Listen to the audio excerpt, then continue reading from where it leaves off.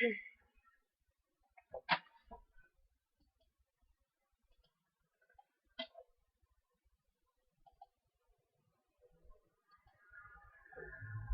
Assalamualaikum. Kedengaran nggak suara saya? Oke, hari ini kita karena materi udah habis dan pertemuan kita tinggal, hmm, saya rekap itu tinggal 2 kali pertemuan lagi. 2 kali pertemuan yaitu tanggal 26 sama tanggal 10. Nah, tanggal 10 itu UTS ya. UAS, UAS. Jadi kita tinggal tanggal 26. Em, Tanggal 26 ini, tanggal 12 sama tanggal 26 saya gunakan buat review dengan ini apa? Menjawab soal-soal gitu ya, soal-soal. Jadi hari ini kita khusus untuk menjawab soal-soal. Minggu depan juga. Maksudnya tanggal 26 juga kita bakal bahas-bahas soal. Hmm, jadi semua bisa lihat whiteboard ya. Di whiteboardnya ini soal-soal latihan PPKN saya download dari internet. Beberapa udah mencakup materi bahasan kita satu modul itu. Jadi ini bakal uh, kita kerjakan sama-sama, kita bahas sama-sama. Saya harapkan teman-teman bisa bisa berinteraksi ya, bisa bisa menjawab paling enggak istilahnya kasih kasih kasih jawaban kira-kira menurut teman jawaban yang benar apa gitu ya. Jadi kita sambil latihan. Jadi kemungkinan kemungkinan tanggal 26 itu maksudnya UAS itu saya bakal bikin soal yang pilihan ganda, tapi saya masih belum tahu ya kalau kalau ini kalau apa kalau waktunya cukup juga mungkin saya coba nanti ada pilihan ganda biar teman-teman juga lebih mudah mengerjakan. Loading ya whiteboardnya ya. Udah bisa lihat belum? Memang agak berat soalnya pakai Word.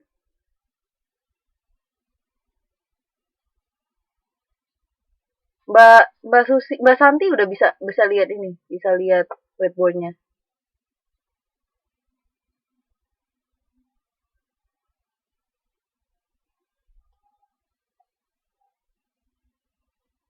Yang lain bisa lihat whiteboardnya nggak?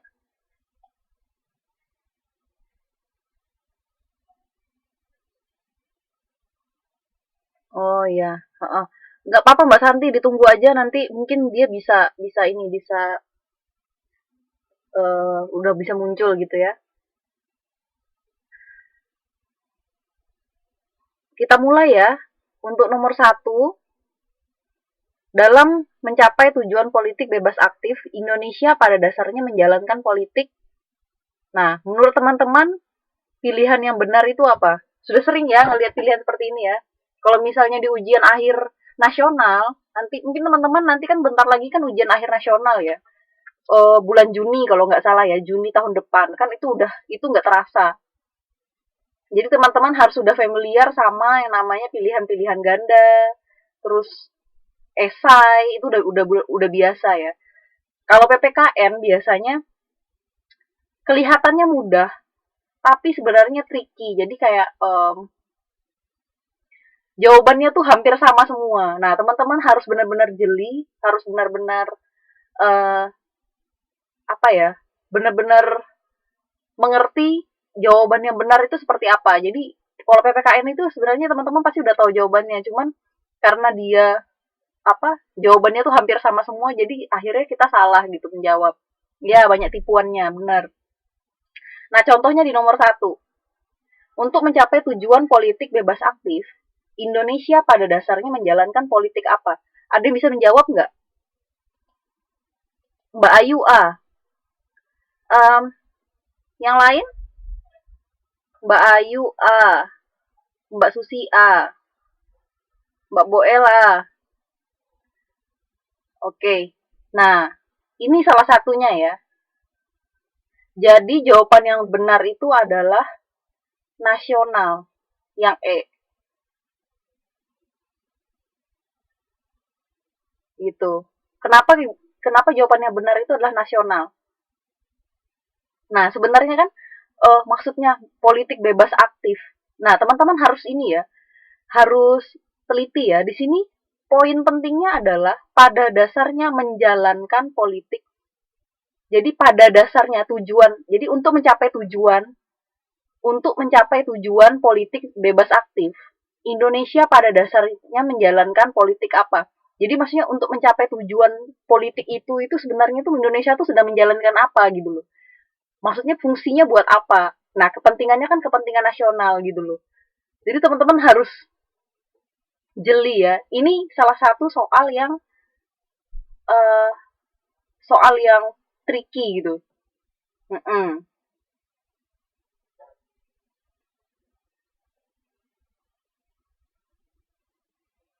Oke, ada pertanyaan nggak? Tapi ya teman-teman pasti langsung jawabnya tuh ngelihatnya karena makanya saya pasti ini teman-teman bakal bakal ketipu gitu. Teman-teman pasti langsung lihat politik bebas aktif. Dalam pikiran teman-teman itu adalah netral. Jadi langsung oh oke, ada jawaban A netral langsung coret netral. Nah, bahaya ya, hati-hati. Harus dibaca dengan teliti kalimatnya. Dalam mencapai tujuan. Jadi tujuan politik bebas aktif itu buat siapa? Gitu ya. Jadi sebenarnya tuh jati diri menjalankannya itu dengan jati diri politik jati diri Indonesia itu politik nasionalnya gitu, maksudnya untuk tujuan nasionalnya. Jadi teman-teman harus harus jeli gitu ya. Oke, lanjut nomor 2 ya. Kalau ada pertanyaan sambil aja ya teman-teman ya.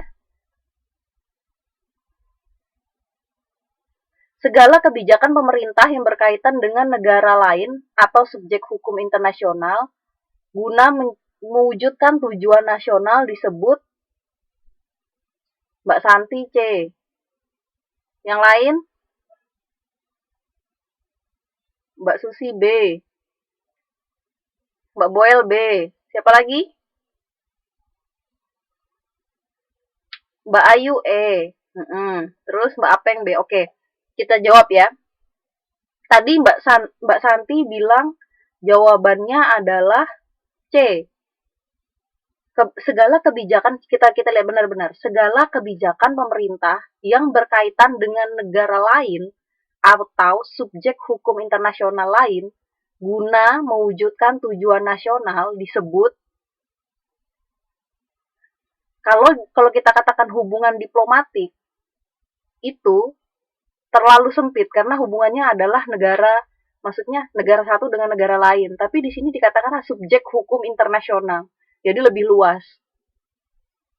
Jadi jawabannya benar adalah B, gitu ya, melakukan perjanjian internasional. Jadi teman-teman harus harus jadi yang benar tadi ya.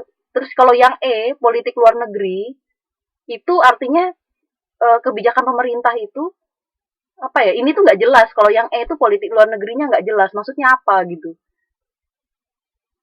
Politik luar negeri itu apakah dia itu apa? Melakukan suatu apa ya kebijakan ekonomi, tapi ekonomi apa gitu kan nggak jelas. Jadi di sini dikatakan bahwa kebijakan pemerintah yang berkaitan dengan negara lain dan atau subjek hukum internasional lain. Nah, itu jadi lebih lebih apa ya, lebih spesifik. Dan teman-teman kalau misalnya mau jawab soal itu ya, teman-teman harus ingat sama materi-materi teman-teman yang sudah teman-teman eh, pelajari sebelumnya. Nah, teman-teman kemarin mempelajari tentang hubungan internasional, perjanjian internasional, terus sengketa internasional. Nah, biasanya jawabannya tuh nggak jauh-jauh dari situ. Nah, kalau misalnya Mbak Ayu tadi kan jawabnya E. Kalau politik luar negeri itu kan masih terlalu general gitu, masih terlalu umum, masih ini maksudnya politik apa gitu loh, masih belum belum jelas gitu loh. Ya, oke. Okay? Jadi jawabannya B. Kalau Mbak Santi tadi juga masih Mbak Santi malah lebih spesifik. Nggak apa ya. Jadi tahapan gimana ya? Maksudnya grupnya itu Mbak Ayu tadi terlalu luas. Mbak Santi itu terlalu sempit. Jadi kayak Kalau misalnya perjanjian internasional, dia pas gitu. Ke perjanjian internasional sama siapa? Mau sama negara lain bisa, organisasi bisa, sama perjanjian hukum bisa. Jadi semua bisa gitu.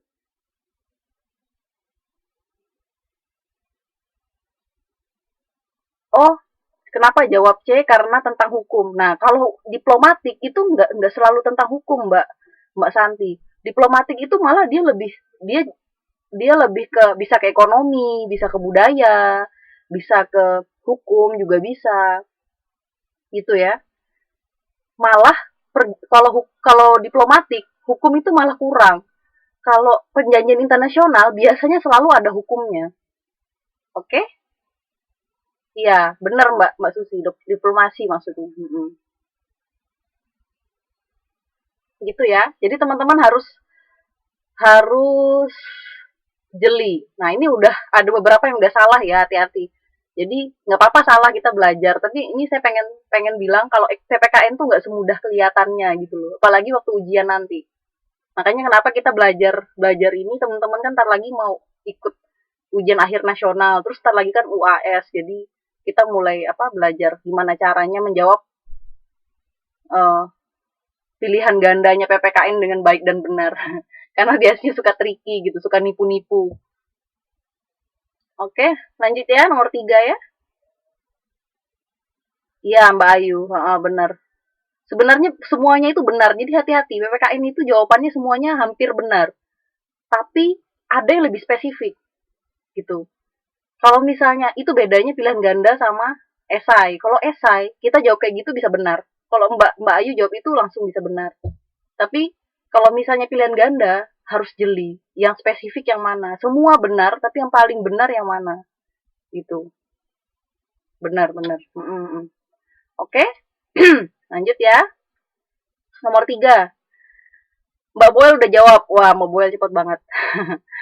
Pada dasarnya, politik yang dijalankan dalam kebijakan pemerintah Indonesia mengabdi pada kepentingan Mbak Boel A. Yang lain apa?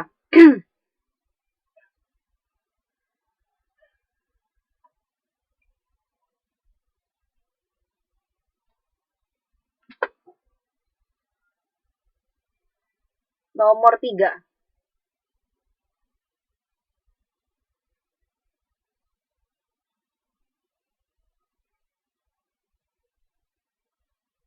CDE nggak kelihatan, saya angkat ya. Saya angkat. Oke, kelihatan nggak?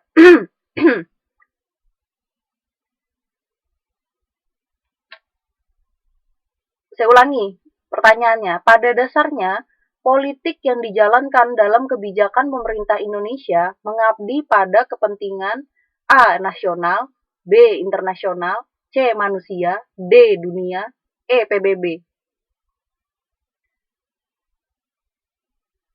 Nah, Mbak Susi nggak boleh gitu, nggak boleh kalau nggak A ya C gitu. Yang mana? Ayo.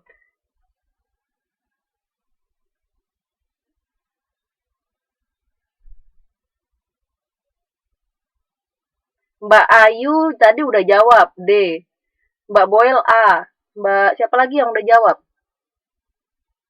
Mbak Apeng B. Oke, terus Mbak Susi C. Mbak Santi A. Oke, jawaban yang benar adalah Mbak Boel dan Mbak Santi yang A. Nah, ini adalah trik menjawab PPKN, saya kasih tahu ya. Trik nggak cuma PPKN, semua soal yang bakal teman-teman bakal kerjakan nanti. Saya kasih tahu triknya. Biasanya soal-soal itu dia ada hubungannya sama soal-soal yang ada di atasnya. Coba teman-teman lihat ya, teman-teman lihat. Pada dasarnya, politik yang dijalankan dalam kebijakan pemerintah Indonesia mengabdi pada kepentingan. Tadi di atas kan ada politik tentang politik nasional, ada nasional lagi. Jadi selalu ada kaitannya dengan, biasanya selalu ada kaitannya dengan soal-soal yang di atas. Jadi dia berurutan. Jadi jawabannya yang A ya, yang nomor 3A. Politik yang dijalankan pemerintah Indonesia itu mengabdi pada kepentingan nasional. Nah, teman-teman lihat sekarang soal yang nomor 1. Pada dasarnya menjalankan politik nasional yang E. Nomor 3 diulang lagi. pada dasarnya politik yang dijalankan dalam kebijakan pemerintah Indonesia itu mengabdi pada kepentingan itu adalah soal yang sama sebenarnya. Nah, hati-hati ya teman-teman ya. Jadi kadang-kadang dulu waktu saya SMA ya, waktu saya SMA, eh, biasanya saya itu bisa mendapatkan jawaban dari satu soal itu dari soal yang lain. Jadi ada apa ya? Ada jawaban di soal yang lain. Jadi teman-teman harus jeli. Bahkan kadang-kadang bisa dalam satu soal itu saya ngejawab nggak perlu mikir karena jawabannya udah ada di soal lain gitu. Itu ya. Nggak apa-apa. Jadi ini belajar teman-teman belajar.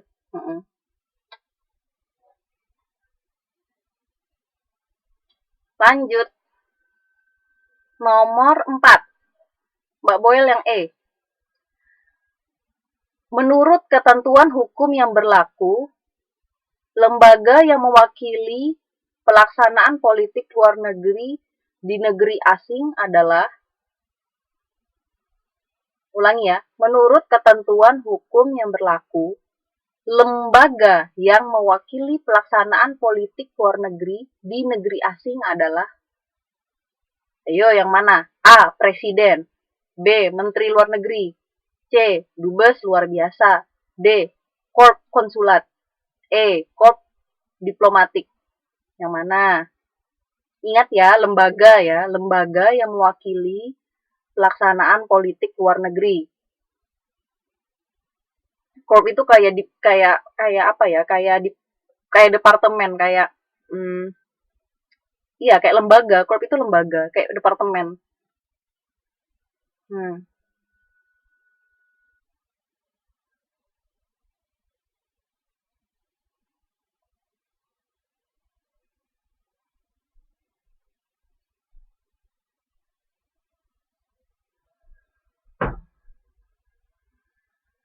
Mbak Santi E, Mbak Ayu masih bingung. Mbak Boel tadi E ya.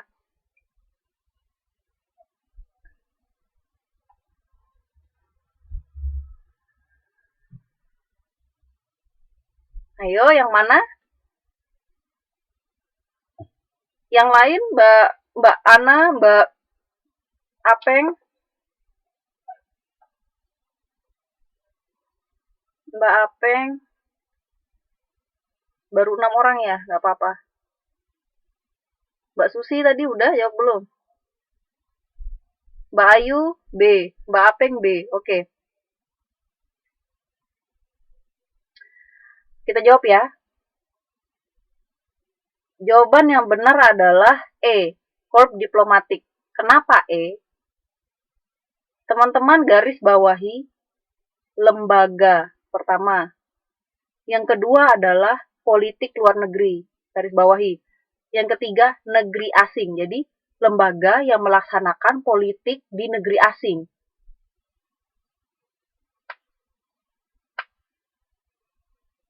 Ya.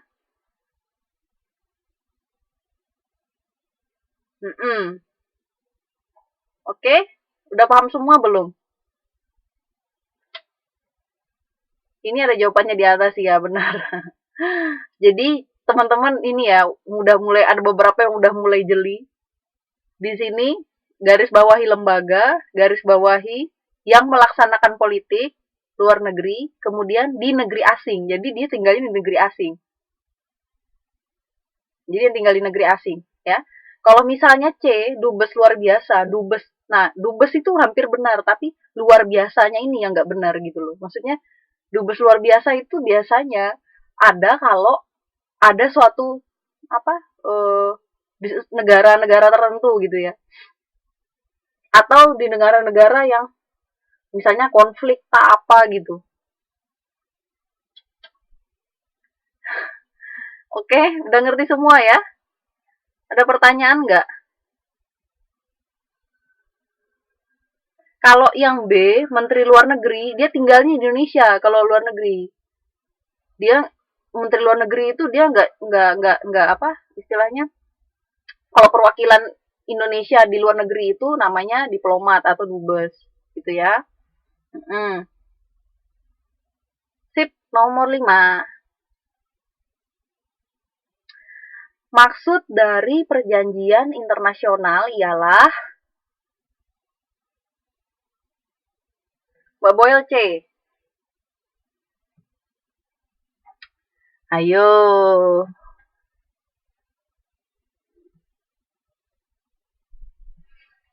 Yang lain dibaca yang benar ya, dibaca yang benar ya. Tadi sudah saya kasih triknya.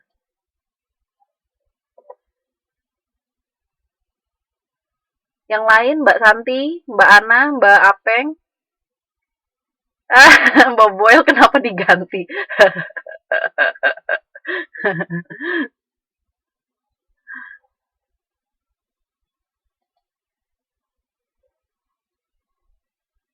Iya, nggak apa-apa, saya kasih waktu.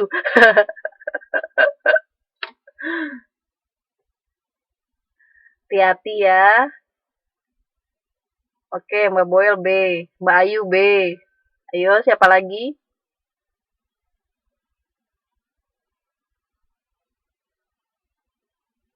Mbak Apeng B. B. Mbak Susi belum jawab ya?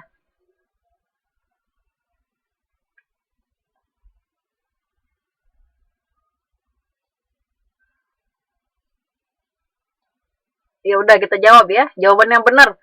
Semua benar. B, jawaban yang benar ya. Tadi Mbak Boyle hampir tertipu. Ingat di situ ada kata di atas dengan di bawah ya teman-teman ya. Suatu perjanjian itu nggak mungkin dibuat di atas hukum. Jadinya aneh. Oke? Okay? Itu menipu banget itu. Satu kalimat kan coba lihat teman-teman. Teman-teman kalau terburu-buru bahaya. Oke? Okay? Terus lanjut ya. Nah, nomor 6.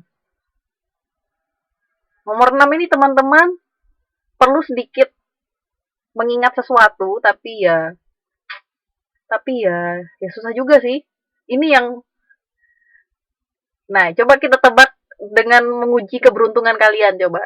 Yang nomor 6 ini. Karena yang nomor 6 nih harus pasti jawabannya. Tidak mungkin mengada-ngada. Yang lain juga pasti sih. Cuman ini nggak mungkin mengecoh. Perjanjian internasional adalah perjanjian yang diadakan antar bangsa yang bertujuan untuk menciptakan akibat-akibat hukum tertentu. Pengertian tersebut dikemukakan oleh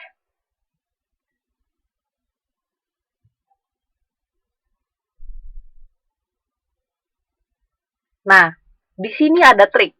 Saya kasih tahu triknya. Kasih tahu triknya. Kalau misalnya ada pertanyaan yang teman-teman nggak bisa jawab karena nama orang atau eh, apa jawabannya aneh gitu ya, maksudnya sulit gitu. Temen lihat jawabannya A, B, C, D, E itu, temen pilih, misalnya dia tentang perjanjian internasional, temen lihat dia itu berbicara tentang apa? Perjanjian internasional, maksudnya poinnya tuh kira-kira siapa yang menciptakan gitu loh. Maksudnya siapa yang mengemukakan itu. Kalau misalnya dilihat dari bahasanya atau tatanan bahasanya gitu loh. Jadi kalau misalnya kita udah nggak ada ide lagi ini tuh siapa gitu mengemukakan, teman-teman baca lagi kalimatnya. Terus menurut teman-teman ini tuh dihasilkan dari siapa? Apakah dari orang barat? Kan teman-teman pasti udah sering kan dengar apa maksudnya baca baca kalimatnya orang barat. Terus apa misalnya apakah ini dari konferensi gitu? Penting nggak sih konferensi punya ini gitu? Apa maksudnya mengemukakan ini gitu? Terus apakah dia dari suatu piagam kesepakatan banyak negara bahwa ini tuh perjanjian internasional tuh seperti ini gitu ya? Atau dari orang Indonesia sendiri misalnya? Nah, teman-teman harus jeli. Lihat kalimatnya. Kalau orang Indonesia, kalimatnya seperti apa. Jadi nebak-nebaknya gitu. Kalau misalnya orang bule, teman-teman pasti udah tahu orang bule kan kalimatnya agak-agak gimana gitu. Atau misalnya dia dari lembaga, dihasilkan dari suatu pertemuan. Biasanya kalimatnya seperti apa gitu. Kan teman-teman kan sering belajar sosiologi, sering belajar sejarah, pasti udah tahu lah.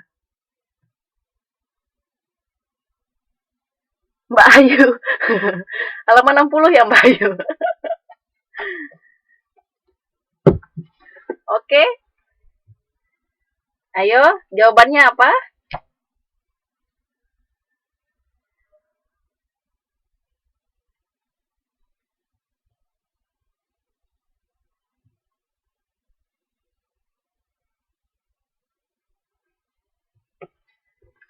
Oke. Boleh, boleh. Boleh buka buku, boleh, boleh. Mbak Ayu boleh.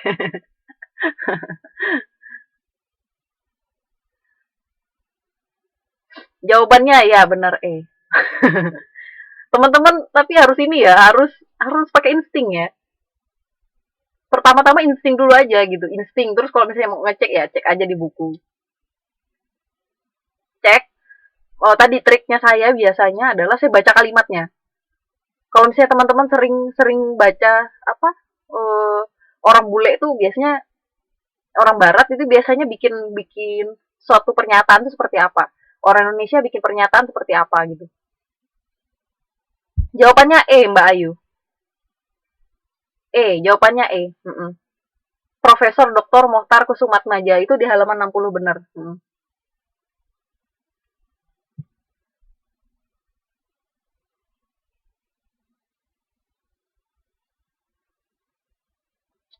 Oke?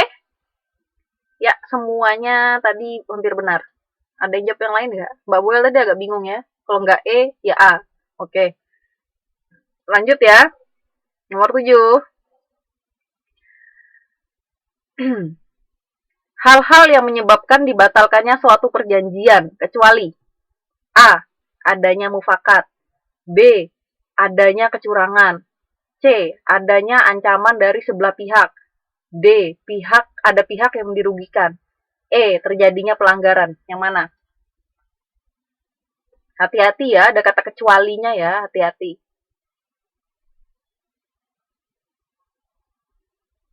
Artinya kecuali itu maksudnya yang bukan dari pernyataan kalimat sebelumnya. Itu maksudnya kecuali. Jadi kalau pernyataan sebelumnya negatif, kalau dibilang kecuali artinya yang positif jawabannya.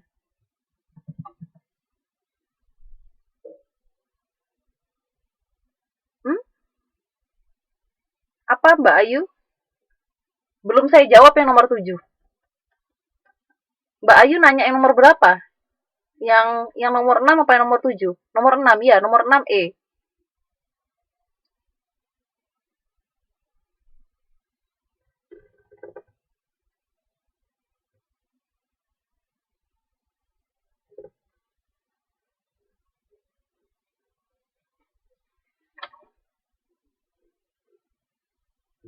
Di yang nomor 6 itu sama Mbak Ayu. Maksudnya maksud dari pernyataannya sama. Menciptakan akibat-akibat hukum tertentu. Sama, dibilang di halaman 60 itu mengakibatkan berlakunya hukum-hukum tertentu. Itu hampir sama. Tapi dia paraphrasing. Jadi paraphrasing itu maksudnya tidak mengutip, benar-benar mengutip, tapi inti dari kalimatnya diambil. Itu maksudnya. Itu ya Mbak Ayu ya.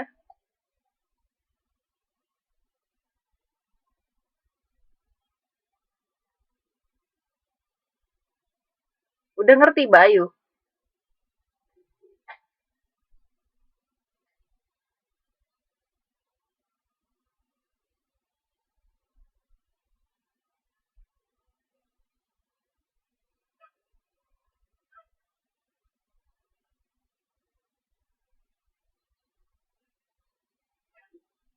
Jawabannya tadi um,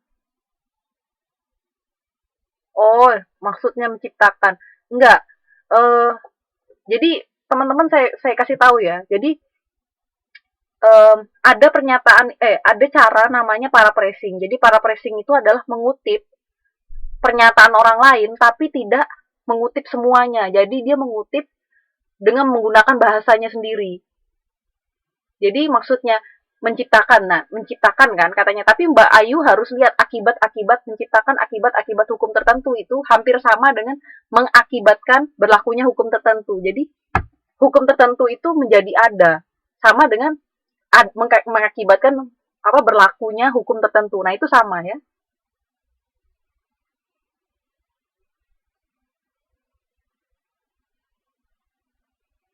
Gimana Mbak Ayu? Nggak apa-apa, nggak apa-apa. Itu apa ya? Pertanyaannya bagus. Maksudnya eh, saya makanya teman-teman saya ajarin kadang-kadang ada orang itu yang memparaphrasing. Memparaphrasing itu maksudnya mengutip tapi menggunakan bahasanya sendiri.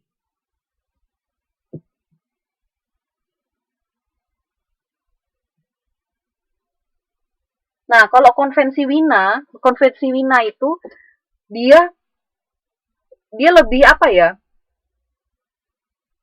Lebih spesifik menjelaskan. Jadi dia menjelaskan tentang dua negara atau lebih. Terus em, semuanya mengadakan akibat-akibat tertentu. Iya, tapi konvensi Wina ini dia juga mengatur tentang perjanjian antar negara sebagai subjek hukum. Jadi apa ya? Lebih lebih spesifik gitu loh.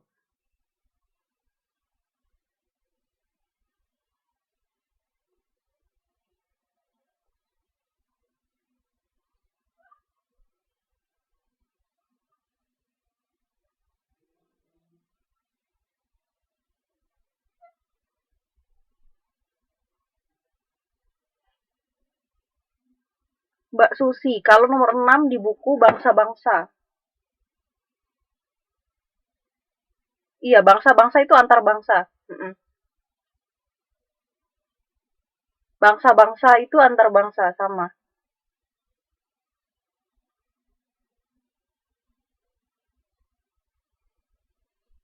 Nggak apa-apa, nggak apa-apa. Eh kalau misalnya kalau misalnya Mbak masih bingung nggak apa-apa. Itu benar kok. Maksudnya jauh apa? Karena PPKM itu gitu, tricky gitu jawabannya. Jadi teman-teman harus harus benar-benar apa? Benar-benar yakin jawabannya itu gitu loh. Jadi tadi kan udah di point out sama Mbak Ayu itu jawabannya bagus. Maksudnya pertanyaannya bagus. Loh kok Wina sama gitu loh. Tapi Wina ini lebih spesifik. Jadi dia menjelaskan tentang perjanjian internasional, terus ia mengatur perjanjian antar negara selaku subjek hukum internasional. Jadi dia lebih spesifik. Nggak cuman tentang apa ya perjanjian yang dilakukan untuk menciptakan akibat hukum tertentu udah tek gitu. Maksudnya segitu doang gitu maksudnya. Kalau misalnya perjanjian Wina itu dia lebih lebih spesifik, nggak cuman itu. Makanya kenapa dia konvensi. Nggak mungkin pengertiannya tuh hanya itu gitu loh.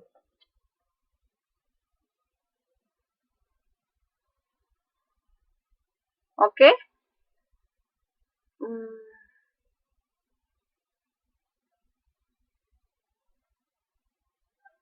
terus yang 7 ya, nomor 7 ya. Nomor 7. Hal-hal yang menyebabkan dibatalkannya suatu perjanjian kecuali tadi yang jawab Mbak Boel tadi A, yang lain Mbak Ayu A, Mbak Apeng A. Siapa lagi yang A? Saya buka dulu. Mbak Susi A. Oke, Mbak Apeng A. Oke. Jawabannya benar? Iya, hati-hati. Ya, kadang-kadang ada juga yang terkecoh ya. Kadang-kadang ada yang terkecoh. Oke. Terus nomor 8.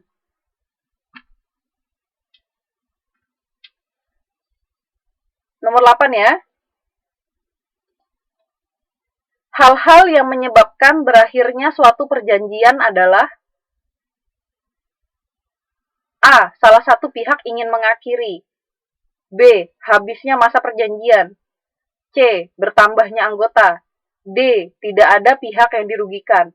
E. Terjadinya pelanggaran. Ayo, yang mana?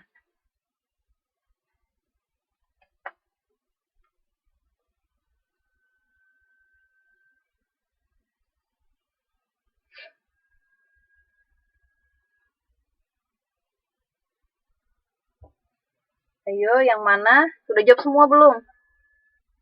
Mbak Boel B, Mbak Susi B, Mbak Apeng B, Mbak Wiwi B. Mbak Santi pakai feelingnya ya. Feelingnya kalau nggak E ya B.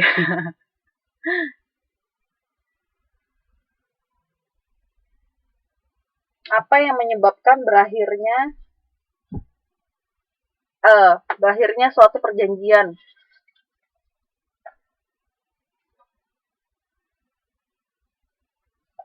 Itu ada di halaman, coba saya buka dulu ya. Kalau tidak salah ada di buku. Kalau saya tidak salah.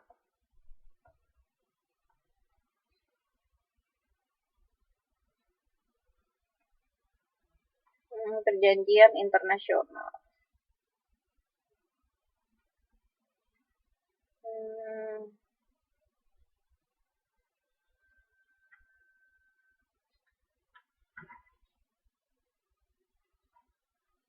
yang benar bukan B ya teman-teman ya.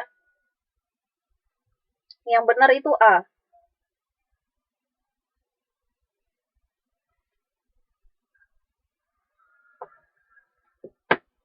Yang benar itu A.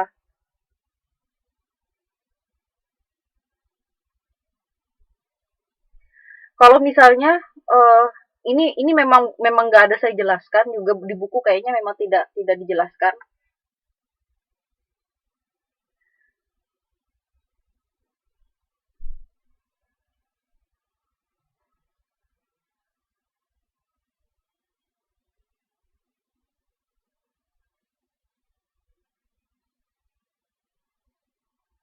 Ini kayaknya jawabannya ada banyak deh. Bentar. Jawaban yang benar itu bisa A, bisa B. Bentar ya teman-teman, karena saya juga mengingat-ingat. Iya. Tapi kalau salah satu pihak ingin mengakhiri, itu bisa berakhir perjanjian itu. Jadi mereka bakal membuat suatu perundingan, terus mereka menyetujui bahwa perjanjian ini bisa diakhiri. Itu bisa. Jadi kalau misalnya ada salah satu pihak ingin mengakhiri, itu bisa. Mereka melakukan suatu perundingan. Nah, kalau B itu memang benar gitu loh. Maksudnya memang benar ya. Kalau misalnya habis masa perjanjian ya udah berakhir gitu loh. Kalau terjadi pelanggaran, kalau yang E itu belum tentu berakhir.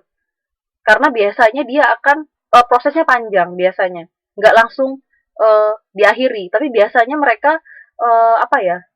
Ada denda atau misalnya mereka jadi waktu mereka melakukan perjanjian itu ada poin-poin di mana kalau misalnya ada pihak yang melanggar, maka ada poin-poin tertentu yang dinyatakan kalau misalnya negara tersebut tuh akan didenda atau negara tersebut akan di apa ya eh apa namanya itu kalau misalnya mereka itu dikasih hukuman itu punishment, jadi ya dikasih punishment, jadi punishmentnya apa bentuknya, misalnya menahan barang-barang dia nggak bisa ekspor ke negara tertentu misalnya.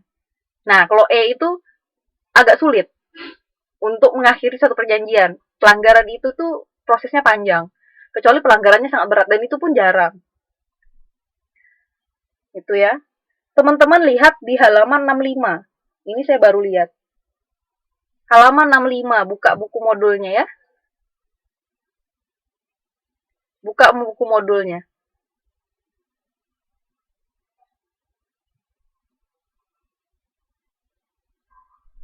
Yang jawaban yang A itu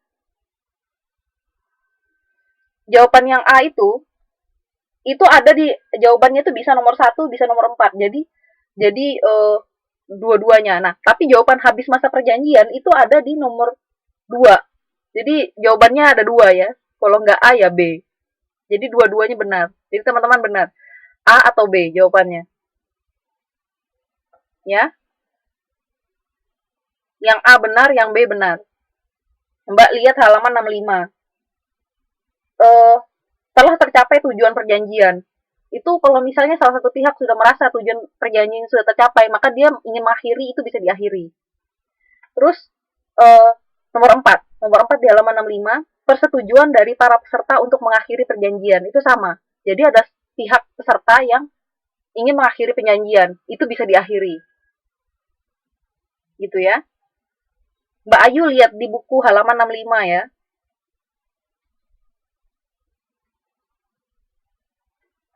Oke.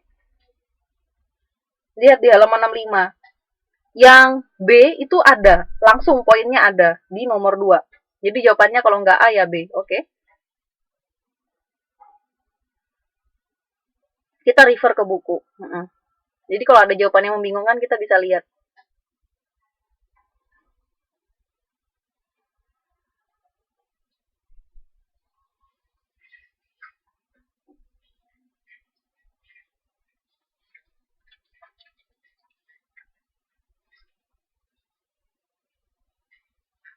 Oke, ada pertanyaan nggak? Mbak Santi, kalau kalau yang A kan atas persetujuan bersama, kalau hanya satu pihak kan nggak bisa juga. Enggak, jadi maksudnya itu dia dia bisa salah satu pihak bisa mengajukan untuk mengakhiri perjanjian, terus mereka bakal merundingkan gitu. Makanya kenapa dua-duanya akhirnya bisa mengakhiri perjanjian, nggak langsung yang oke okay, kita berakhir aja, enggak. Maksudnya itu ada salah satu pihak tuh ingin itu kan bukan berarti dia langsung mengakhiri, enggak. Jadi ingin mengakhiri, mereka mengadakan perundingan. Jadi prosesnya itu benar, jadi mengakhiri. Mereka udah merasa tujuannya udah tercapai, terus ngapain kita melakukan perjanjian lagi gitu kan, buang-buang waktu, buang-buang tenaga gitu kan.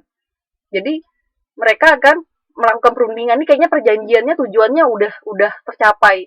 Terus gimana kalau kita akhiri aja gitu perjanjian ini gitu loh. Jadi dia bisa merundingkan lagi terus akhirnya perjanjiannya berakhir. Kalau misalnya nomor dua kan ya udah habis masa perjanjian ya udah memang berakhir gitu loh. Iya Mbak Santi logikanya kalau orang putus ya, orang putus ya udah putus gitu kan. Udah ngerti ya?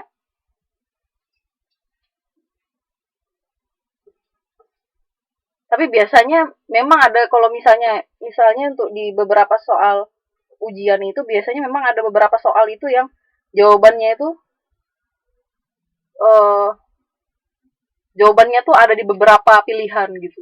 Nggak tahu ya itu mungkin kesalahan kesalahan pencetakan atau memang sengaja dibikin dua gitu. Oke, lanjut ya. Nomor 9. Nomor 9 tebak-tebakan aja ini atau ada yang tahu? Di bawah ini tempat perjanjian Indonesia Australia mengenai batas wilayah antara Indonesia dan Papua Nugini ditantangani di Bandung, Bali, Papua Nugini, Jakarta, Australia. Yang mana? Mengenai batas wilayah antara Indonesia dan Papua Nugini. Ingat ya. Nah, ini tricky, teman-teman. Ini bisa dibayangkan, bisa ditebak-tebak. Dan menebaknya sangat mudah. Menebaknya sangat mudah. Nanti saya kasih tahu caranya. Kalau yang ini.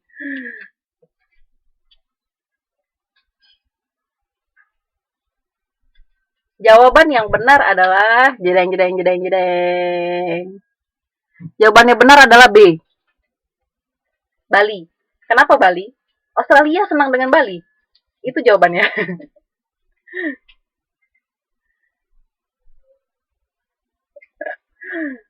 Biasanya setiap ada perjanjian-perjanjian apa, biasanya mereka di Bali, jarang sekali di Jakarta. Kecuali sama dubesnya. Iya. Oke, udah jelas ya teman-teman kalau ini. Nanti bisa dicek. Jadi gitu ya, teman-teman lihat negaranya deh gitu. Oke, lanjut ya nomor 10 ya. Berikut yang tidak termasuk dalam proses perjanjian internasional menurut Undang-Undang Nomor 24 Tahun 2000 adalah yang mana? Yang A. Deklarasi, B. Tahap penerimaan, C. Tahap pengesahan, D. Tahap penjajakan, atau E. Tahap perundingan.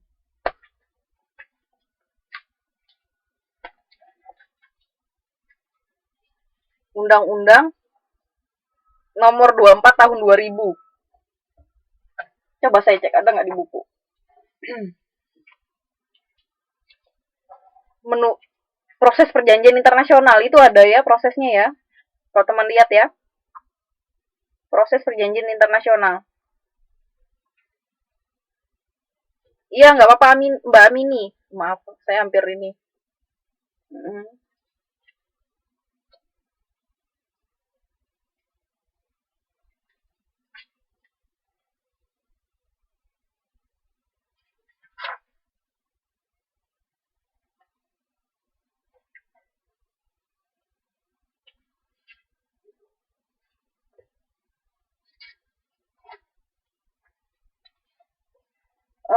di buku itu ya, dia cuma menjelaskan tentang tahap-tahapnya, tapi dia tidak menjelaskan dari mana asal mereka mengambil tahap-tahap tersebut. Sumbernya tidak ada.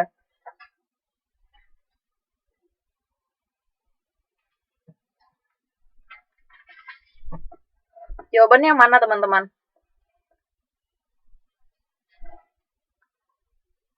Itu hati-hati ya, itu sebenarnya bisa ditebak. Karena ada beberapa kata yang uh, ada beberapa kata yang rasanya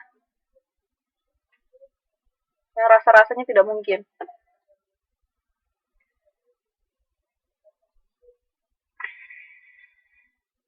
Langsung saya jawab aja ya. Benar Mbak Santi, jawabannya D. Ini nanti teman-teman cek sendiri di Undang-Undang Nomor 24 Tahun 2000 ya. Jawabannya udah pasti, udah jelas. Jawabannya D, tahap penjajakan. Iya, kayak pacaran gitu. Menjajaki. Oke, lanjut ya, nomor 11.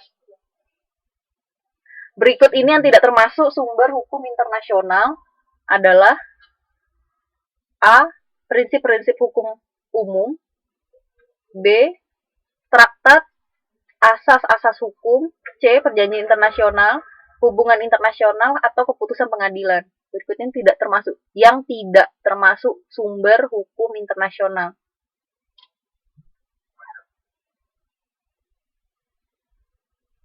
Mbak Boel tadi jawabnya E ya.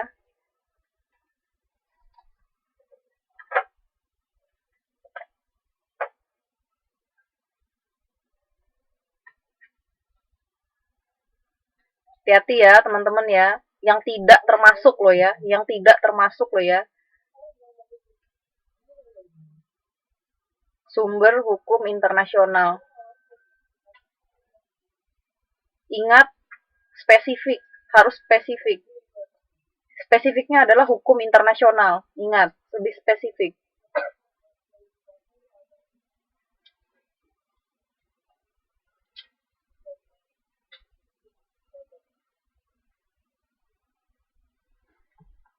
Hukum internasional loh teman-teman ya.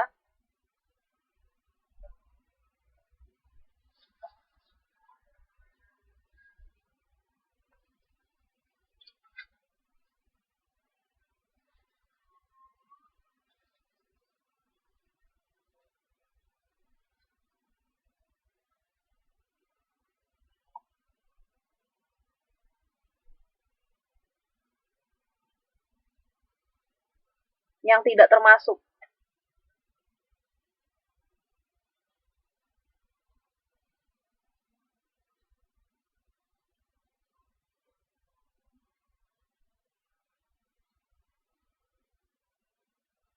Jawabannya E. Astagfirullahaladzim. Salah. A. Maaf teman-teman, jawabannya A. Jawabannya A. 11A. Prinsip-prinsip hukum umum. Itu nggak spesifik. Sedangkan ini maksudnya hukum internasional. Nomor 11 loh, Mbak Amini masih. Ini masih nomor 11 teman-teman.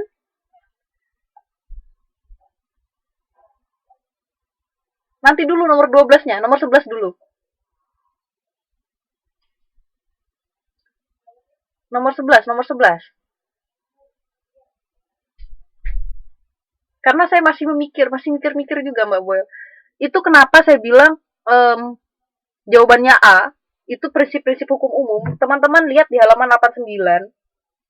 Prinsip-prinsip hukum umum itu yang diakui oleh negara bangsa-bangsa beradab. Bangsa-bangsa beradab itu adalah acuannya adalah negara-negara barat. Jadi dia nggak umum.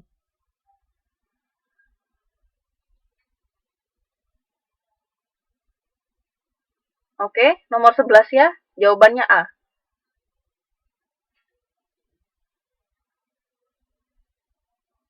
Nggak apa-apa, kita nggak usah cepat-cepat. Nanti kalau misalnya buat belajar, nanti saya kasih ininya apa? Soalnya nanti. Oke? Jawabannya nomor 11A ya. Ada pertanyaan nggak nomor 11?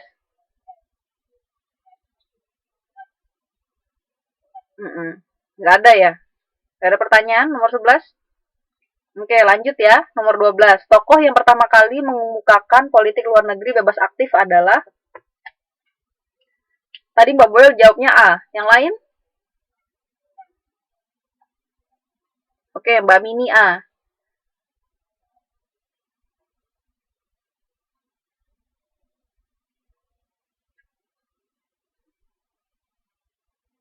Oke. Yang nomor 12, jawabannya itu adalah Muhammad Hatta ya, yang A. Benar, Mbak Boyle benar. Mbak siapa tadi? Mbak Ayu benar. Mbak Mini maksudnya. Maaf. Nggak apa-apa, nggak apa-apa.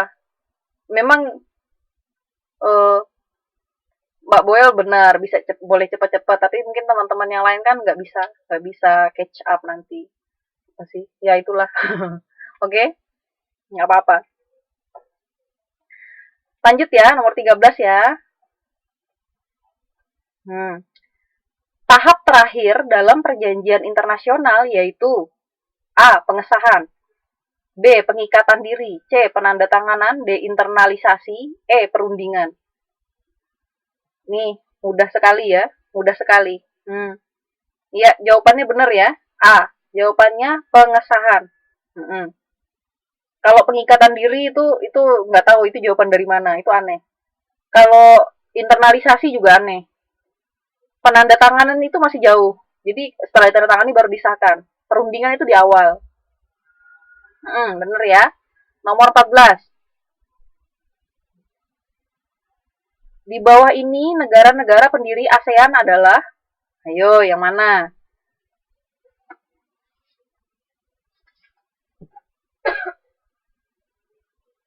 Pendiri ASEAN.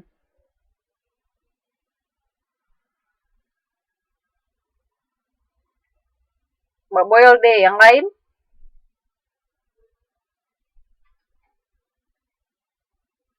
Ini ada di buku juga. Ada di buku dan pelajaran SMP. Biasanya disuruh hafalin negara-negara pendiri ASEAN.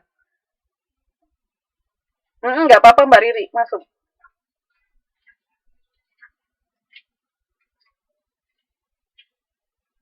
Yang lain apa jawabannya? Ya nggak apa-apa Mbak Riri, langsung aja. Langsung ikut. Nomor 14 ya Mbak Riri ya. D. Yang lain? Oh Mbak Boyle, iya nggak apa-apa. Nggak apa-apa. Nomor 14 Mbak Riri. Mm-mm. Yang lain? 5, 4, 3, 2, 1. Ya Mbak Susi, D. Jawabannya benar, D. Filipina, Indonesia, Malaysia, Singapura, Thailand. Jadi teman-teman ingat negara-negara yang sudah merdeka. Merdekanya hampir lumayan lama gitu lah. Tapi kalau misalnya kayak Myanmar, Kamboja itu kan hitungannya masih negara-negara yang baru lah. Dulu. Hmm. Itu ya. Nomor 15. Di bawah ini perwakilan dari negara Indonesia dalam penandatanganan deklarasi Bangkok adalah 16. Ini pelajaran SMP, kalau ada yang ingat. Ayo, ini mudah sekali. Ya, jawaban benar semua. Ada Malik itu ini ya, Menlu ya, Menteri Luar Negeri kita ya. Menteri Luar Negeri pertama kalau tidak salah. Oke, lanjut. Nomor 16. Pemerintah raja, ini maksudnya kerajaan ya, saya selalu tulis. Kerajaan maksudnya. Perintah raja, salah kalau kerajaan. Perintah raja adalah undang-undang dan kehendak raja adalah kehendak rakyat. Terdapat dalam bentuk pemerintahan absolut, konstitusional absolut, monarki konstitusional, atau ohlokrasi. Ya itulah. Ohlokrasi itu apa ya? Ya pokoknya itu aneh. Jawabannya Mbak Boyle A. Yang lain? A. Yang lain? Mbak Wiwi A. Mbak Riri A. Ini kerajaan loh ya teman-teman ya. Ini kerajaan loh teman-teman.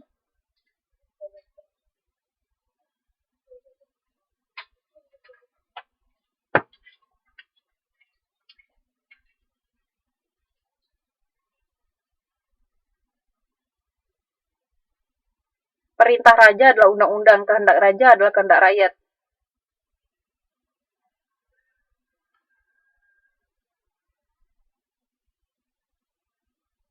Jawabannya adalah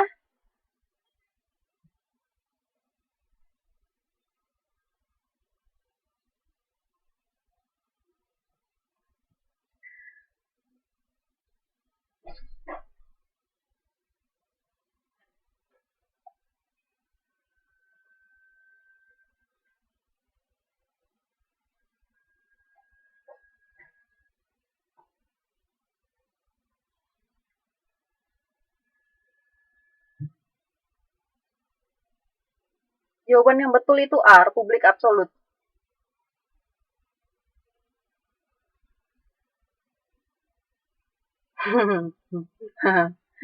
Nanti dicek ya. Iya, boleh cek di Google ya. Oke, lanjut ya. Asas dari demokrasi Pancasila yang dilaksanakan dalam upaya mewujudkan good governance adalah A. Keseimbangan hak dan kewajiban. B. Aduh, ngomongnya gimana sih di bahasa Jawa? Tepo, tepo seliro dan tenggang rasa. C. Kekeluargaan dan musyawarah. D. Kedaulatan rakyat yang berketuhanan. E. Gotong royong dan kemanusiaan. Asas dari demokrasi Pancasila untuk mewujudkan pemerintahan yang baik, good governance. Itu yang mana?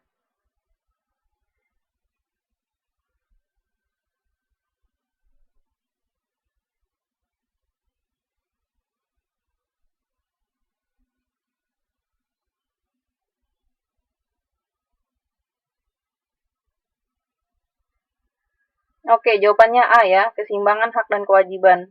Benar. Oke, lanjut ya. Jawabannya benar semua. Nomor 18. Salah satu kebaikan dalam penerapan desentralisasi pada negara kesatuan adalah desentralisasi itu ke pusat ya. Maksudnya dia kebijakannya tuh semua mengarah ke pusat. Pusat itu maksudnya negara apa? Kapital eh, di ibu kota negara, terpusat di sana. Hmm. Jawabannya, maksudnya jawaban A itu dapat mengatasi ketimpangan yang ada. B. Demokratisasi berjalan dengan bebas. C. Mudah dalam mengontrol setiap wilayah. D. Birokrasi berjalan efektif dan efisien. Dan E. Menghemat biaya anggaran negara. Yang mana yang jawabannya benar?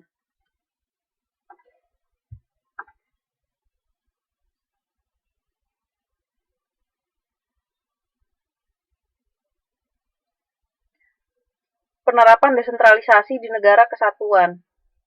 Kebaikannya, maksudnya sisi positifnya.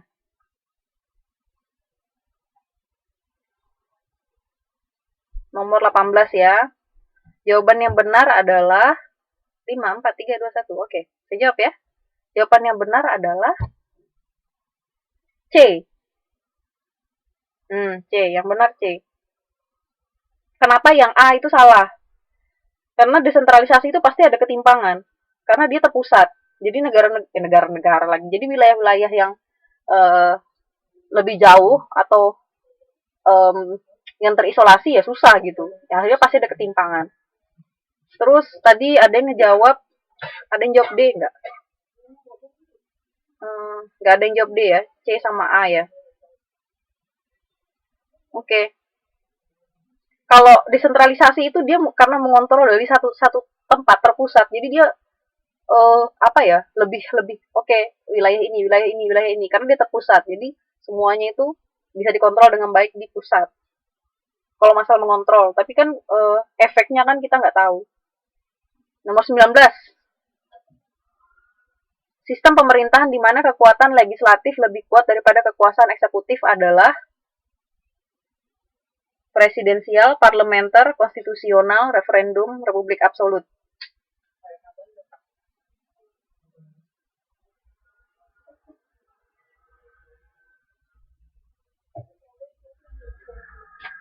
Jawaban yang benar adalah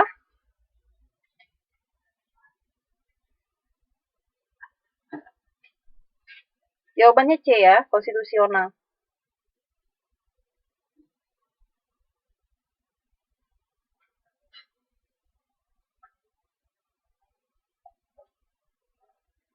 Santi tadi pilih B, parlementer ya. Sebenarnya eh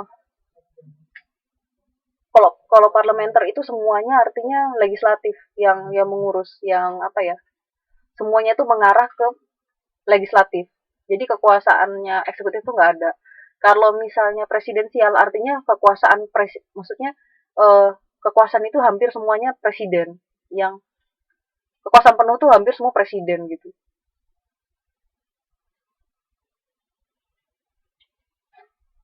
Oke, iya Mbak Apeng. Ada pertanyaan nggak? Ada pertanyaan nggak? Yang lain? Iya. Ah itu presidensial. Oh, kurang kurang jelas ya. Saya angkat ya ke atas. Hmm.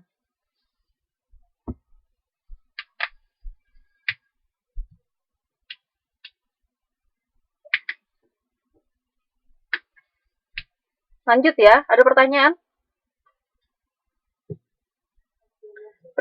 Presidensial itu dia apa? Hmm, kekuasaan itu presiden. Kekuasaan penuh itu presiden. Terpusat di yang lebih kuat itu terpusat di presiden. Itu zamannya Pak Karno dulu.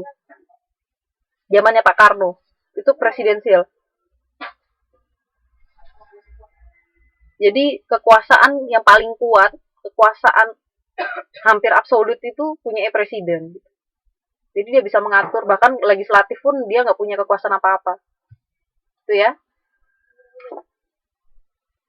Lanjut. 20. Suatu kabinet yang dibentuk di luar campur tangan DPR, menteri-menteri yang dipilih oleh presiden tetap bertanggung jawab kepada DPR disebut suatu kabinet yang dibentuk di luar campur tangan DPR, di luar campur tangan DPR ya.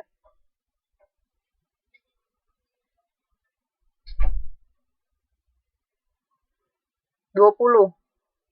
A. Kabinet parlementer. B. Kabinet ministerial, kabinet presidensial, kabinet ekstra parlementer, kabinet koalisi.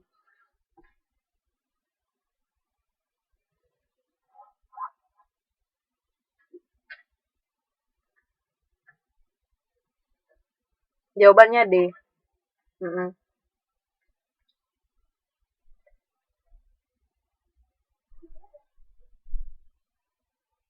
Lanjut ya.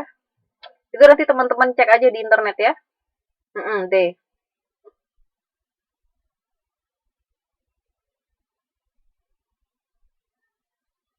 Lanjut ya, 21 ya. Kelemahan terbesar pelaksanaan sistem pemerintahan pada masa Orde Baru adalah, nih teman-teman pasti udah tahu ini. A. Tumbuh suburnya praktik KKN. B. Ditinggalkannya pembangunan fisik. C. Para pejabatnya sangat profesional. D. Bahan kebutuhan pokok sulit didapat. E. Iklim usaha tidak didukung keamanan. Jawabannya benar A ya. KKN-nya tumbuh subur. Iya, jawabannya ini ya, apa? Udah jelas ya. Halaman lagi. Nomor 22. Salah satu kelebihan sistem pemerintahan parlementer sehingga sistem ini salah satu kelebihan sistem pemerintahan parlementer sehingga sistem ini banyak diadopsi oleh negara-negara demokrasi di dunia adalah jawabannya adalah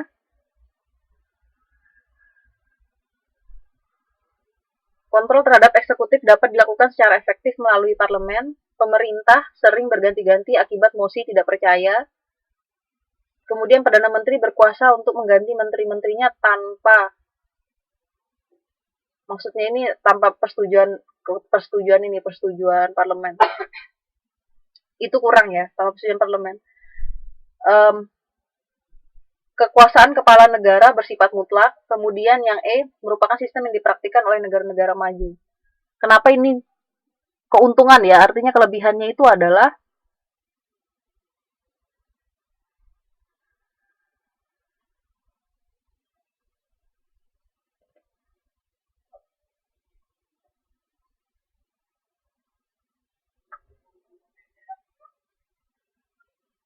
jawabannya benar ya, C ya.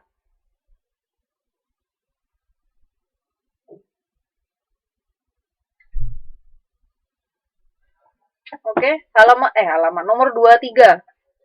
Yang lain kalau ada pertanyaan langsung aja tanya, nggak apa-apa. Kita masih ada waktu 17 menit ya.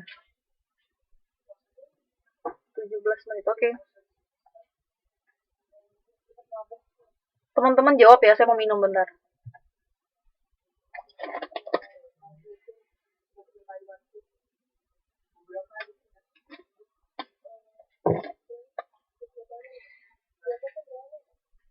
Nomor 22, jawabannya C.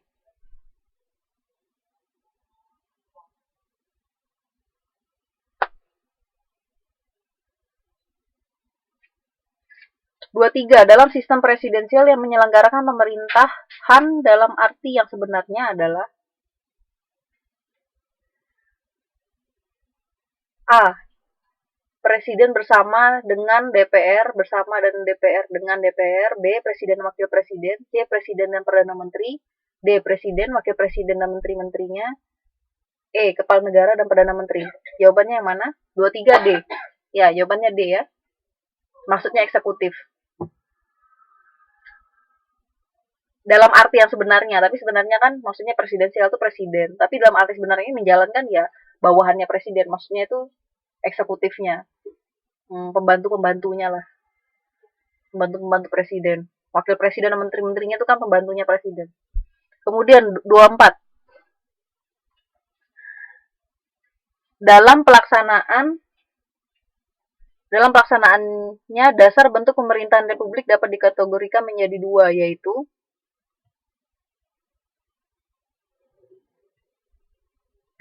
jawabannya yang mana?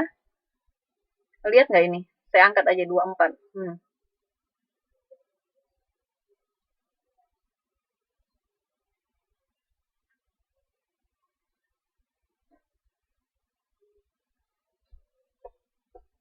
Jawaban yang benar adalah A, benar. Demokratis dan konstitusional.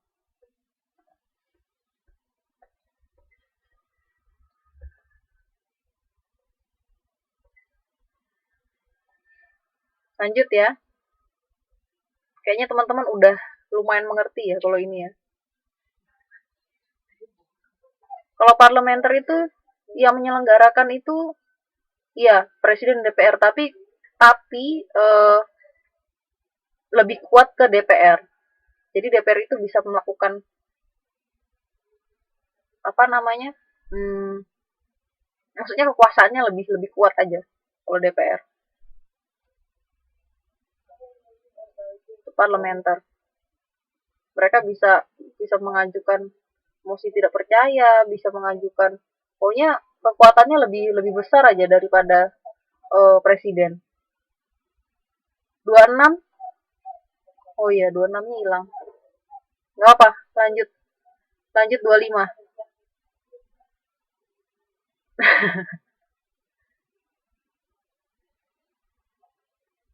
Dalam sebuah sistem, unsur-unsur atau kesatuan-kesatuan yang ada berfungsi sebagai dalam sebuah sistem, unsur-unsur atau kesatuan-kesatuan yang ada berfungsi sebagai A. Pembentuk kesatuan secara keseluruhan. B. Pengikat kuat terbentuknya sistem. Gak usah ya, nomor 25 ya, gak usah dijawab.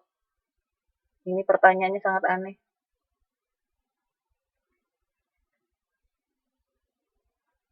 Mau Bawel ngerti maksudnya.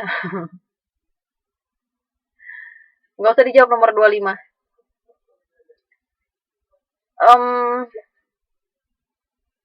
Pertanyaannya aneh. Kita lanjut ya, 27 aja langsung.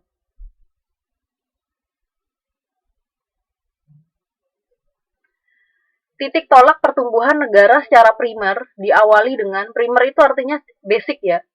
Basic dari pertumbuhan negara itu apa?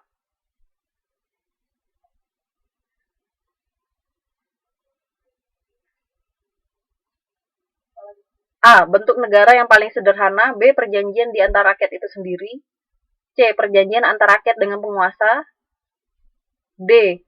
Tumbuhnya suku-suku menjadi kerajaan. E. Kehidupan bangsa-bangsa yang beradab. Titik tolak bertumbuhnya negara secara primer.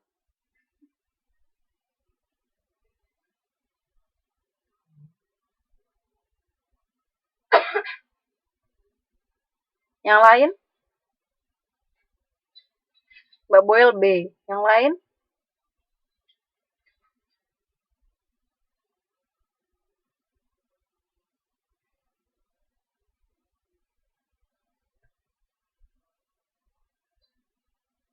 Mbak Ayu A. Yang lain? Saya jawab ya. 27 itu jawabannya B. Kalau A itu, kalau A itu kurang spesifik. Bentuk negara yang paling sederhana itu apa? Apa maksudnya itu apakah mempengaruhi pertumbuhan negara? Enggak. Masih kurang spesifik. Kalau yang C, perjanjian antara rakyat dengan penguasa, itu jarang sekali. Perjanjian antara rakyat dan penguasa itu jarang sekali terjadi ya. Rakyatnya yang mana, penguasanya yang mana, itu jarang. Nggak bisa secara langsung.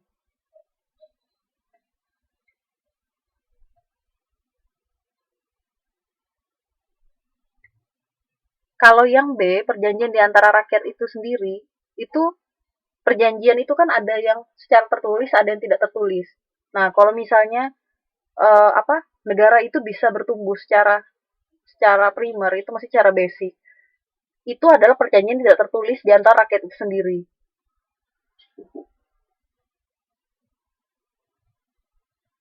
Iya, nggak apa-apa Mbak Wiwi. Mm-mm. Benar Mbak Ayu, yang ada antara penguasa dengan penguasa itu yang benar. Itu biasanya udah sekunder sih mungkin. Udah apa ya? Udah keluar dari jalurnya biasanya.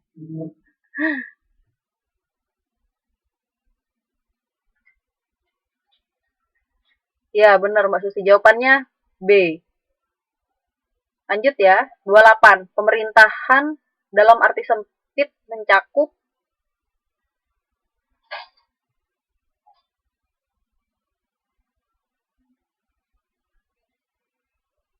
Mbak Santi jawabnya A. Mbak Boel jawabnya E.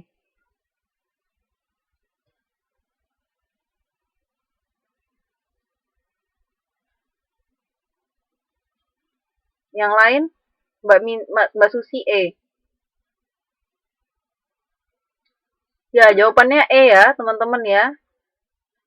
Jawabannya E. Presiden, wakil presiden, dan menteri. Pemerintah, kalau kita ngomong pemerintah Kak, pemerintahan sekarang, pasti yang kita bayangkan adalah menterinya, presidennya, wakil presidennya, ya kan? Nggak mungkin kita bayangkan, oh MPR-nya gitu, enggak. Atau kita bayangkan, ya mungkin DPR sih juga pengaruh, tapi biasanya kita kalau bilang pemerintahan saat ini itu biasanya kita berpikirnya pasti presiden, wakil presiden atau menteri-menterinya, ya.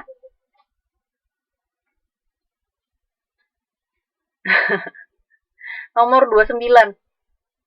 Sampai sampai 30 aja ya, sisanya nanti minggu depan.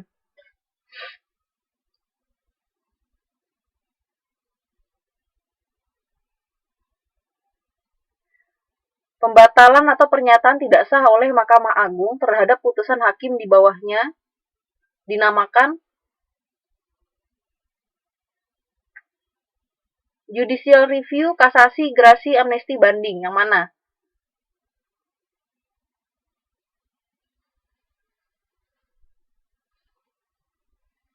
Pinter semua ya. Jawabannya A, banding. Itu artinya dia tidak sah oleh Mahkamah Agung. Jadi dia bisa mengajukan banding.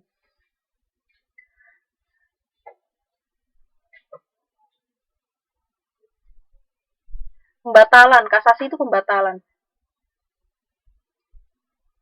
Dia apa?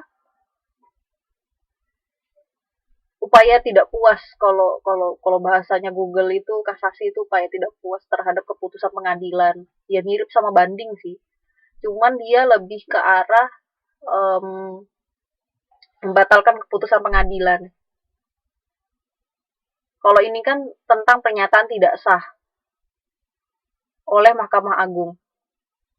Oke? Nomor 30. Nomor 30. Dalam negara hukum sebaiknya tindakan-tindakan negara lain selain mempertimbangkan landasan hukumnya juga A. Kegunaannya, B. Hasilnya, C. Kepastiannya, D. Kepentingannya, E. Subjeknya. Pak Boel E.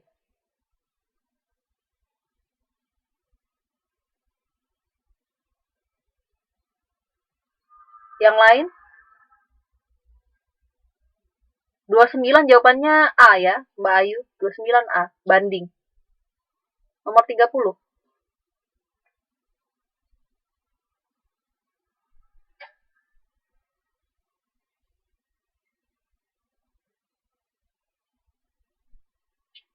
Oke, jawabannya bener ya. Jawabannya E, subjeknya. Udah. eh ini sebenarnya soal-soalnya ini saya ambil dari internet ya. Jadi teman-teman kalau misalnya mau lihat, nanti bisa saya share linknya. Bisa belajar juga, nggak usah dilihat kunci jawabannya, kerjakan dulu, nanti bisa dicocokkan jawabannya ya. eh jadi masih ada banyak soal ini. Teman-teman bisa cek buat latihan ya, buat latihan. Nanti saya kalau bisa nanti saya share linknya. Atau saya kasih jawabannya, kunci jawabannya ini nanti ya. Hmm, buat belajar. Jadi kan teman-teman kan, oh iya nggak apa-apa Mbak Boy, monggo monggo. Nanti saya share linknya. Nanti saya cari lagi linknya. Saya lupa di mana naruh linknya. Hmm, pengumuman, wes. Ya, YouTube-nya juga di-share nanti. Pengumuman, saya sepertinya akan, ini terakhir semester saya mengajar. Jadi mungkin nanti saya berpamitannya di UAS ya, UAS ya. UAS tanggal 10 bulan Mei. Mbak Mbak Natalia ya, Mbak Natalia belum belum belum mengumpulkan yang nomor 5. Saya belum nerima sih. Apa saya belum ngecek sih, belum ngecek. Iya, Mbak Susi. Ah, saya udah mulai keteteran sama kerjaan sih sebenarnya. Uh-uh. Iya, kemungkinan teman-teman bakal dapat tutor yang baru. Sedih ya. Nggak apa-apa, sama aja kok. Mungkin mudah-mudahan nanti teman-teman dapat tutor yang lebih baik lah.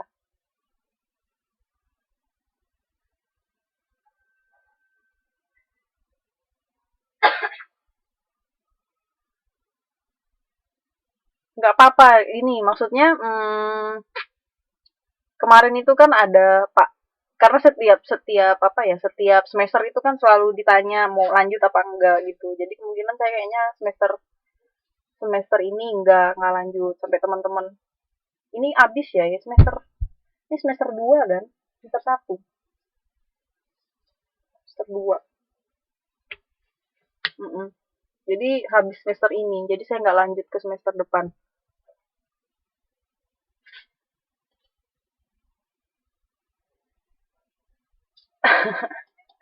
Loh, Mbak Boynya balik lagi.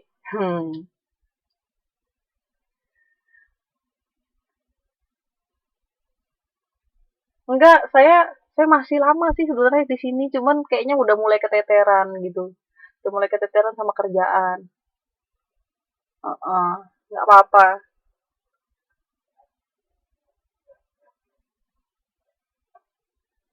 Oke, tetap semangat ya. Jangan menyerah.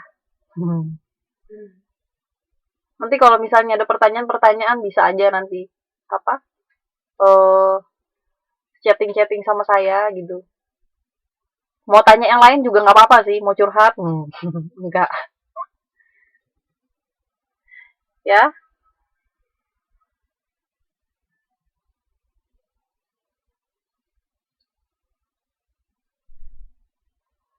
Iya, Mbak Ayu, maaf ya, maaf teman-teman. Makanya saya nanti kasih apa ya, link-link yang bagus buat belajar nanti. Mm-mm. Oke, gak apa-apa. Jadi, hmm, rasa-rasanya, tapi kayaknya Mbak Susi ini ya, apa, puitis banget. Oke, nanti nanti saya share link YouTube sama link PowerPoint Word-nya, terus link sumbernya. Nanti ada mungkin saya kasih juga link-link yang bagus buat teman-teman belajar gitu ya. Hmm. Oke, saya cukupkan dulu. Kita udah ambil waktunya sekitar 8 menitan karena saya lebihin ya waktunya 10 menit. Hmm, buat teman-teman belajar terus nanti apa? Jangan menyerah, sih, yang menyerah. Nanti ada kok yang lebih baik ya menggantikan saya. Wis. Oke? Selamat malam. Assalamualaikum warahmatullahi wabarakatuh. Ya, maaf ya. Mbak Natalia ingat ya nomor limanya. Hmm. Oke, saya tutup dulu ya. Oh, udah ya Mbak Natalia. Oke, nanti saya cek lagi. Ha. Saya cek. Saya belum cek email. Hmm. Oke.